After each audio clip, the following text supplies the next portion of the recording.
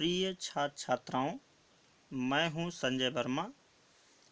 CLG inter college Ramganj Pratapgarh की online classes में आपका स्वागत है। आज मैं कक्षा 12 के छात्रों के लिए लेके आया हूं एक नया चैप्टर जिसका नाम है ऑक्सीडेशन एंड रिडक्शन, अर्थात ऑक्सीकरण और अपचयन। सबसे पहले आइए देखते हैं इसकी परिभाषा। ऑक्सीकरण और अपचयन, जिसकी सहायता से इसे हम पहचान सकें कि अभिक्रिया में किस पदार्थ का ऑक्सीकरण हो रहा है और किसका अपचयन। जो कि नेचुरली कोई भी अभिक्रिया होती है उसमें एक रेडॉक्स अभिक्रिया होती है जिसमें ऑक्सीकरण और अपचयन दोनों होता है। वैसे तो हम इस समझने के लिए चाहे जो भी जैसे भी लिखें, किंतु एक संपूर्ण अभिक्रिया में ऑक्सीकरण और अपचयन दोनों होता है। तो ऑक्सीकरण अपचयन की सबसे पहले आइए देखते हैं परिभाषा, जिसकी सहायता से हम इसको पहचान सकेंगे।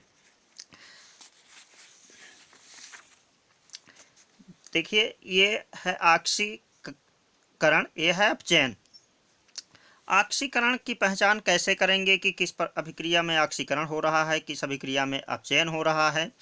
तो सबसे पहले हम देखेंगे कि कोई भी अभिक्रिया होती है उसमें देखेंगे कि ये ऑक्सीकरण की पहचान के लिए हमने बनाया है कि अगर किसी भी अभिक्रिया में ऑक्सीजन का जुड़ना, एडिंग ऑफ ऑक्सीजन, ऑक्सीजन जुड़ रही है तो उसमें ऑक्सीकरण हो रहा है, या सेपरेशन ऑफ हाइड्रोजन, हाइड्रोजन निकल रहा है तो भी अभिक्रिया में ऑक्सीकरण हो रहा है। एडिंग ऑफ इलेक्ट्रोनेगेटिव एलिमेंट, ऋण विद्युतीय तत्व अगर कोई जुड़ रहा है, जैसे फ्लोरीन है, क्लोरीन है, ऑक्सीजन है, या तो इस प्रकार से हम कह सकते हैं कि अभिक्रिया में ऑक्सीकरण हो रहा है। या लॉस ऑफ इलेक्ट्रॉन, इलेक्ट्रॉन भी निकल रहा है तो भी हम कह सकते हैं कि अभिक्रिया में ऑक्सीकरण हो रहा है। इसके अतिरिक्त आधुनिक युग में ऑक्सीकरण संख्या में यदि वृद्धि हो रही है, जैसे कोई मान लीजिए X एलिमेंट है, इसकी ऑक्सीकरण संख्या यहाँ 0 है, 0 से अगर ये +2 हो जाए तो इसका मतलब है कि ऑक्सीकरण संख्या पहले 0 थी, अब ये +2 हो गई। इसका मतलब अभिक्रिया में क्या हो गया, ऑक्सीडेशन हो गया। इसमें क्या हो गया, ऑक्सीडेशन हो गया। इसके बाद अब देखिए, अभी ये पदार्थ है, इसकी ऑक्सीकरण संख्या 0 है।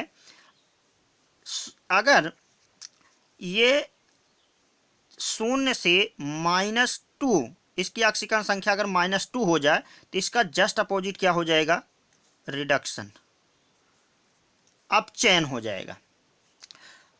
आप देखेंगे कि ऑक्सीकरण और अपचयन, इसे ऑक्सीकरण को उपचयन भी कहते हैं और अपचयन को अवकरण भी कहते हैं। आप एनसीईआरटी की किताब में देखेंगे तो ऑक्सीकरण को उपचयन और अपचयन को अवकरण भी लिखा होगा, तो उसे आप ये घबराएंगे नहीं कि हमें तो बताया गया है ऑक्सीकरण और अपचयन और इसमें लिखा हुआ है उपचयन और अवकरण, तो दोनों एक ही हैं, उसका नाम केवल अलग है। तो हम आइए देखते हैं कि हम कैसे पहचानेंगे कि अभिक्रिया में ऑक्सीकरण हो रहा है कि अपचयन हो रहा है। तो ऑक्सीकरण के लिए हम ये आपको बताए, साथ साथ में हमारे साथ आप नोट्स भी बनाते चलें कि अगर किसी अभिक्रिया में ऑक्सीजन या ऋण विद्युतीय तत्व जुड़ रहा है अथवा हाइड्रोजन या धन विद्युतीय तत्व निकल रहा है अथवा इलेक्ट्रॉन निकल रहा है या इलेक्ट्रॉन त्यागा जा रहा है या ऑक्सीकरण संख्या में वृद्धि हो रही है, तो इसका मतलब है कि अभिक्रिया में ऑक्सीकरण हो रहा है। इसके बाद अपचयन, रिडक्शन, रिडक्शन या अपचयन की परिभाषा देखेंगे, इसी का जस्ट अपोजिट। ऑक्सीजन का इसमें जुड़ना था, इसमें क्या लिखा गया है, ऑक्सीजन का निकलना। किसी भी अभिक्रिया में यदि ऑक्सीजन निकल रहा है तो भी अभिक्रिया में क्या हो जाएगा, अपचयन होगा। या हाइड्रोजन का जुड़ना, हाइड्रोजन जुड़ रहा है तो अभिक्रिया में अपचयन होगा। ऋण विद्युतीय तत्व का निकलना या धन विद्युतीय तत्व का जुड़ना भी क्या कहलाएगा, अपचयन कहलाएगा। इसके अतिरिक्त एडिशन ऑफ इलेक्ट्रॉन अर्थात इलेक्ट्रॉन जुड़ रहा है, इलेक्ट्रॉन ग्रहण किया जा रहा है तो अभिक्रिया में क्या होगा, अपचयन। या डिक्रीजिंग ऑफ ऑक्सीडेशन नंबर, यदि ऑक्सीकरण संख्या में कमी हो रही है, यदि ऑक्सीकरण संख्या, जैसे अभी हमने आपको बताया कि यदि यहाँ पर देखिए एक तत्व है जिसकी ऑक्सीकरण संख्या 0 है और 0 से -2 हो गया तो इसका मतलब है कि अभिक्रिया में क्या हो गया, रिडक्शन अर्थात अपचयन। अब हम आइए देखते हैं कि इसकी हम परिभाषा कैसे बनाएंगे। ऑक्सीजन या ऋण विद्युतीय तत्व का निकलना अथवा हाइड्रोजन या धन विद्युतीय तत्व का जुड़ना अपचयन कहलाता है। या हम आधुनिक परिभाषा अगर देखें तो इलेक्ट्रॉन का जुड़ना या इलेक्ट्रॉन का ग्रहण करना अपचयन कहलाता है। अर्थात ऑक्सीकरण संख्या में यदि पदार्थ की ऑक्सीकरण संख्या में कमी हो रही है, जैसे 0 था -1 हो गया या 0 था -2 हो गया, तो इस अभिक्रिया में क्या हो गया, अपचयन होगा। वैसे जो भी अभिक्रियाएं होती हैं उसमें अगर एक संपूर्ण अभिक्रिया है तो ऑक्सीकरण और अपचयन दोनों अभिक्रिया होती हैं। समझने के लिए तो हम कुछ भी जो है लिख करके समझ सकते हैं कि जैसे कुछ लोग मतलब इस तरह भी समझा जा सकता है कि Fe2 पॉजिटिव है equal to Fe3 positive plus 1 electron. तो ये अभिक्रिया तो है लेकिन ये जो है समझने के लिए लिखा जा सकता है। क्या ये अभिक्रिया हो गई, नहीं हुई। इससे केवल समझा जा सकता है कि यहाँ पर 2 इलेक्ट्रॉन था, यहाँ पर 1 इलेक्ट्रॉन निकल गया। तो हमने आपको बताया कि अगर इलेक्ट्रॉन निकल रहा है तो इलेक्ट्रॉन का निकलना क्या कहलाएगा, ऑक्सीडेशन अर्थात ऑक्सीकरण। तो यहाँ पर यह कहलाएगा ऑक्सीडेशन। इसी का जस्ट अपोजिट अगर हम इस प्रकार से कर दें, Fe3 positive plus 1 electron equal to Fe2 positive. तो ये इसमें देख रहे हैं कि इलेक्ट्रॉन क्या किया गया, इसमें इलेक्ट्रॉन ग्रहण किया गया। इस अभिक्रिया में क्या किया गया, इलेक्ट्रॉन ग्रहण किया गया। तो इसका मतलब इस अभिक्रिया में कौन सी अभिक्रिया हुई, रिडक्शन अर्थात अपचयन। अब हम देखेंगे कि ये ऑक्सीकरण और अपचयन, जिस अभिक्रिया में ऑक्सीकरण और अपचयन दोनों होता है उस अभिक्रिया को हम रेडॉक्स अभिक्रिया कहते हैं। अर्थात रेडॉक्स अभिक्रिया का मतलब ही होता है कि जिस अभिक्रिया में ऑक्सीकरण और अपचयन दोनों हो उसे हम रेडॉक्स अभिक्रिया कहेंगे। आइए हम एक एग्जाम्पल के तहत हम देखते हैं कि किसी अभिक्रिया में किस पदार्थ को हम देखेंगे कि किस पदार्थ का ऑक्सीकरण हो रहा है, किस पदार्थ का अपचयन हो रहा है। तो आइए हम देखते हैं। जैसे ये अभिक्रिया है Cu plus O2, Cu plus O2 equal to 2CuO, 2 लगाया गया है इसको बैलेंस करने के लिए। तो यहाँ पर हम देखेंगे कि इसमें कैसे पहचानेंगे कि किस पदार्थ का ऑक्सीकरण हो रहा है, किस पदार्थ का अपचयन हो रहा है। तो इसमें देखेंगे कि कॉपर, कि देखिए हमने आपको बताया कि ये जो अभिक्रिया यहाँ पर जो परिभाषा बताई गई है, इस परिभाषा में दो बताया तो गया है पहचानने के लिए बहुत सारे पॉइंट्स, लेकिन इसमें केवल 2 ही पॉइंट पर हम विशेष ध्यान देंगे। इसी के सहारे हम सभी अभिक्रियाओं में पहचान करेंगे कि इसमें ऑक्सीकरण हो रहा है कि अपचयन हो रहा है। तो ये दोनों नीचे के दोनों पॉइंट्स इम्पॉर्टेंट पॉइंट्स हैं। इन इम्पॉर्टेंट पॉइंट्स को हम हमेशा याद रखेंगे। इसी की सहायता से हम किसी भी अभिक्रिया में पहचान लेंगे कि इसमें ऑक्सीकरण हो रहा है कि अपचयन हो रहा है। ये देखेंगे कि इलेक्ट्रॉन का निकलना, अब देख रहे हैं कि इसमें ये एक जो है आणविक अभिक्रिया है, इसलिए हम इसमें ऑक्सीकरण संख्या के आधार पर बताएंगे कि किस पदार्थ का ऑक्सीकरण हो रहा है, किसका अपचयन हो रहा है। तो इसमें देखेंगे कि Cu की ऑक्सीकरण संख्या यहाँ पर क्या है, शून्य है। Cu की ऑक्सीकरण संख्या क्या है, शून्य है। और ऑक्सीजन की ऑक्सीकरण संख्या भी यहाँ पर क्या है, शून्य है। लेकिन ये Cu बन रहा है क्या, CuO बन रहा है, जिसमें यहाँ पर Cu क्या है, 2 पॉजिटिव और O ऑक्सीजन क्या होती है, 2 नेगेटिव। तो यहाँ पर चूंकि ये पॉजिटिव नेगेटिव मिलकर के क्या बना है, यौगिक बना हुआ है, ये बॉन्डिंग हुई है। तो यहाँ पर इसकी ऑक्सीकरण संख्या देखेंगे 0 थी, 0 से क्या हो गया, +2 हो गया। तो 0 से +2 हुआ, तो इसकी ऑक्सीकरण संख्या में क्या हुआ, वृद्धि हुई। अगर ऑक्सीकरण संख्या में वृद्धि हो रही है तो इसमें कौन सी अभिक्रिया होगी, ऑक्सीडेशन। आइए देखते हैं। इसमें देखिए ये ऑक्सीजन है, ऑक्सीजन की ऑक्सीकरण संख्या क्या लिखी है, 0। तो ऑक्सीजन की ऑक्सीकरण संख्या 0 है। ऑक्सीजन यहाँ पर इस ऑक्सीजन इसमें CuO में ऑक्सीजन की ऑक्सीकरण संख्या कितनी हो गई है, -2।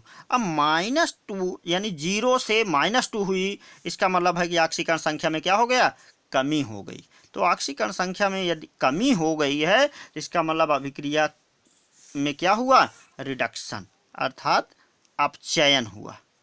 आप देखेंगे कि ऑक्सीकरण संख्या के आधार पर हमने बता दिया कि किस अभिक्रिया में किस पदार्थ का ऑक्सीकरण हुआ और किस अभिक्रिया में किस पदार्थ का अपचयन हुआ। तो ऑक्सीकरण संख्या हम आपको नेक्स्ट वीडियो में बताएंगे कि किस पदार्थ, किस यौगिक में या किस पदार्थ में किस तत्व की ऑक्सीकरण संख्या क्या होती है। तो अगले वीडियो में हम बताएंगे कि किसी भी पदार्थ की ऑक्सीकरण संख्या कैसे निकाली जाती है।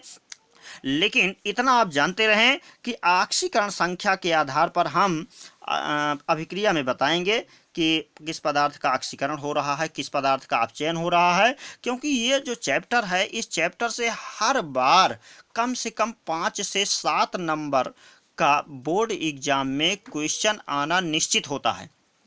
इसलिए इस चैप्टर को हम बहुत ही सावधानी से, बहुत ही ध्यान दे करके पढ़ेंगे ताकि हमारे एक एक पॉइंट्स क्लियर हों और हमें अभिक्रिया देखते ही तुरंत बता दें कि इसमें ऑक्सीडेशन हो रहा है कि रिडक्शन हो रहा है या ऑक्सीकारक है पदार्थ की अपचायक है, इसकी भी पहचान हम कर लें। चलिए, ये तो मान लीजिए एक एग्जाम्पल हुआ। दूसरा लिखा हुआ है HCl + O2 = Cl2 + 2H2O लिखा है। अब इसमें हम कैसे पहचानेंगे कि किस पदार्थ का ऑक्सीकरण हुआ, किस पदार्थ का अपचयन हुआ। तो इसमें आप जानते हैं कि EHCl चेंज हो रहा है किसमें, Cl2 में। तो आप देखिए यहाँ पर EHCl की ऑक्सीकरण संख्या क्या है, होती है -1, इसकी ऑक्सीकरण संख्या +1। Cl2 यहाँ पर Cl2 की ऑक्सीकरण संख्या क्या हो गई, 0। तो यहाँ पर Cl की ऑक्सीकरण संख्या क्या है, -1। Cl2 की ऑक्सीकरण संख्या क्या है, 0। तो इसका मतलब है -1 से 0 हुआ, तो इसका मतलब है कि इसमें ऑक्सीकरण संख्या में क्या हुई, वृद्धि हुई। क्योंकि ऑक्सीकरण संख्या पहले -1 थी, अब ये इसके ऑक्सीकरण संख्या 0 हो गई। इसका मतलब है कि 1 यूनिट की इसमें वृद्धि हो गई और अभिक्रिया में क्या हो गया, अपने आप को बताया कि ऑक्सीकरण संख्या में यदि वृद्धि होती है तो इसमें क्या होगा, ऑक्सीकरण होगा। अब हम अगर कोई भी अभिक्रिया में हम ऑक्सीकरण की पहचान कर लिए कि किस पदार्थ का ऑक्सीकरण हो रहा है, तो एक पदार्थ अगर ऑक्सीकरण है तो दूसरा अपने आप हो जाएगा क्या, अपचयन, कि इसमें क्या होगा, अपचयन होगा। लेकिन इसकी भी पहचान कर लीजिए। ये है, यहाँ पर देख रहे हैं 0, इसमें यहाँ पर इसकी ऑक्सीकरण संख्या क्या हो गई, -2। तो हम यहाँ पर देखेंगे कि 0 से अगर ऑक्सीकरण संख्या -2 हो गई, अर्थात ऑक्सीकरण संख्या में कमी हो गई, तो इसका मतलब है कि अभिक्रिया कौन सी होगी, अपचयन। तो अपचयन और ऑक्सीकरण की पहचान हम ऑक्सीकरण संख्या के आधार पर कर लेंगे। अब इसके बाद तीसरी अभिक्रिया एक और है, इसमें भी देख लेते हैं कि 6H2O + 6CO2 = 6H12O6 + 6O2। यहाँ पर ये एक प्रकाश संश्लेषण अभिक्रिया है। इसमें आप देख रहे हैं कि जल और कार्बन डाइऑक्साइड मिला करके ग्लूकोज और ऑक्सीजन ऑक्सीजन गैस बनी। अब इसमें देखेंगे कि हम इसमें किस पदार्थ का ऑक्सीकरण हुआ, किस पदार्थ का अपचयन हुआ। हम इसमें देखेंगे कि यहाँ पर ये देख रहे हैं कि आपको बताया गया इसमें ऑक्सीजन का जुड़ना भी ऑक्सीकरण कहलाता है, या हाइड्रोजन निकल रहा है तो भी ऑक्सीकरण कहलाएगा। यहाँ देखेंगे H2O चेंज हो रहा है किसमें, O2 बना रहा है। तो इसका मतलब है कि यहाँ पर इसकी ऑक्सीकरण संख्या क्या थी, -2। इसकी ऑक्सीकरण संख्या क्या हो गई, 0। तो माइनस से 0 हुई, तो इसका मतलब ऑक्सीकरण संख्या में 2 इकाई की वृद्धि हुई। जब 2 इकाई की वृद्धि हुई तो इसका मतलब अभिक्रिया में कौन सी अभिक्रिया होगी, इसमें इस अभिक्रिया में ऑक्सीडेशन। अब इस पदार्थ का यानी H2O का क्या हुआ, इसमें ऑक्सीकरण हुआ। अब H2O का अगर ऑक्सीकरण हुआ तो इसका मतलब है कि CO2 का क्या होगा, अपचयन होगा। इसमें भी देख लेते हैं।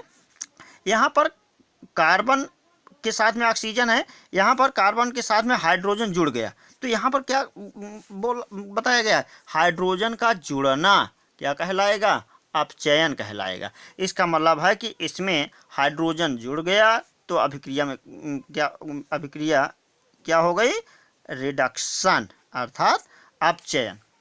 तो यह है ऑक्सीकरण संख्या के आधार पर हम ऑक्सीकरण और अपचयन की पहचान करेंगे। एक और अभिक्रिया देख लेंगे, इसमें लिखा हुआ 2K + Cl2 = 2KCl। इसमें देखेंगे कि इसमें कैसे जानेंगे कि अभिक्रिया में किस पदार्थ का अपचयन हो रहा है, कैसे ये ऊपर देखिए इसमें लिखा हुआ है ऑक्सीडेशन, इसमें रिडक्शन। यहाँ देखेंगे कि इसकी ऑक्सीकरण, चूँकि ये पोटेशियम है, पोटेशियम एक धन विद्युतीय तत्व होता है जिसके ऊपर एक प्लस चार्ज होता है, लेकिन यहाँ पर देखेंगे कि ये पोटेशियम क्लोरीन से के साथ में जुड़ता है। तो ये पोटेशियम क्लोरीन के साथ में जब जुड़ता है तो यहाँ पर ये K+ और Cl नेगेटिव हो जाता है। तो ये K+ हो गया और एक ये Cl नेगेटिव हो गया। तो इसका मतलब है कि पोटेशियम एक इलेक्ट्रॉन त्याग करके यहाँ पर क्या बनाया, K+ बनाया। तो इसका मतलब इलेक्ट्रॉन इसने क्या किया, त्याग दिया। तो अगर इलेक्ट्रॉन ये त्याग रहा है तो इसका मतलब अभिक्रिया कौन सी हुई, ऑक्सीडेशन। चूँकि आपने लिखा है यहाँ पर इलेक्ट्रॉन का त्यागना क्या कहलाता है, ऑक्सीकरण या उपचयन। इसी प्रकार से Cl2 है, इसकी ऑक्सीकरण संख्या यहाँ पर 0 होती है।